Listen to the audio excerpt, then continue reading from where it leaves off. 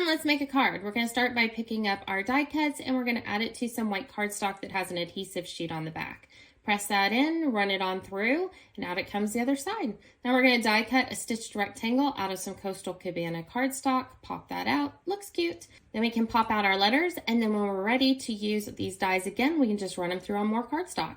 Pattern paper onto some white cardstock, a little bit of liquid glue, a scrap of cardstock on top. Trim off the excess, and then we're ready to add it to our card base. So our card base is going to be Granny Apple Green. We're going to add this right on top. Now we're ready to add our letters. I'm going to use a ruler as a straight edge. I like to work with my letters from the outside in, and because we have those adhesive sheets on the back of our cardstock, we can just peel and stick. Then once we've got it all lined up the way we want it, press down for real, add some dimensionals to the back, and just like that, my friends, we're done. Make sure to like and follow IT Stamping for more card making ideas.